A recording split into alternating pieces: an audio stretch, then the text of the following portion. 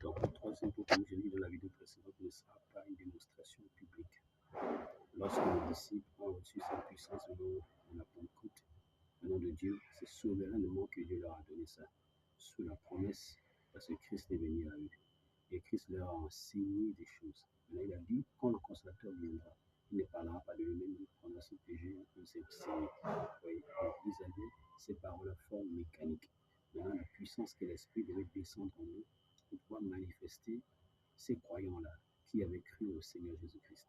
Et regardez, est-ce qu'ils ont parlé à la nature? Est-ce qu'ils ont parlé à ceci? Ils avaient reçu la pression venant de qui? Des faux frères, des faux juifs, etc. Vous voyez un peu. Maintenant, si nous revenons à la pression qui arrive, il n'est pas dit que ce sera fait de façon publique où nous allons faire descendre la nourriture du ciel et manger et les boire, on va se défendre. Non. Si déjà nous arrivons à ces niveaux à penser ainsi, c'est qui veut dire que la marque de la bête, l'Église va l'avoir.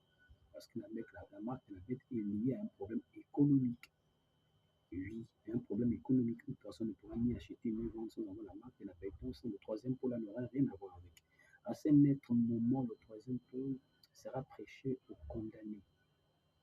Ce sera prêché aux condamnés. Toute personne devra recevoir le salut. Peu importe. Là, c'est ce troisième pôle en question. La manière dont ça va se manifester, il n'y a que Dieu qui sait comment ça va se manifester. Nous ne savons absolument rien. Il sait que l'épouse va se défendre. Voilà pourquoi il sait que vous avez en vous mécaniquement sommeil. Il faudrait que la dynamique qui vienne de l'esprit lui-même pour marquer la différence entre celui qui le sert et celui qui ne le sert pas. Donc il faut une pression à l'église pour que ce troisième pôle se manifeste. Nous l'avons déjà. Maintenant, Frère dit il faudrait c'est cet autre tonnerre. C'est cet autre tonnerre pour la réveiller. Ça veut dire qu'on dort. Vous voyez, comme je vous ai dit, ça vous, c'est mécaniquement, ça sommeille. Là, il faut les sept autres tonnerres là.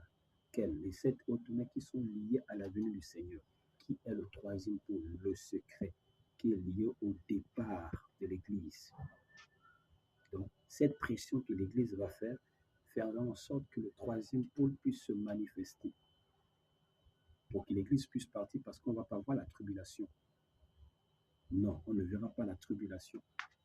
Je peux vous mettre les citations à l'appui pour dire que ce ne sera pas une démonstration publique. Voilà. Donc, nous n'attendons pas à cela. Nous savons qu'il y a une pression qui doit être là. Mais déjà, les gens rejettent la parole, ils sont marqués de façon indirecte.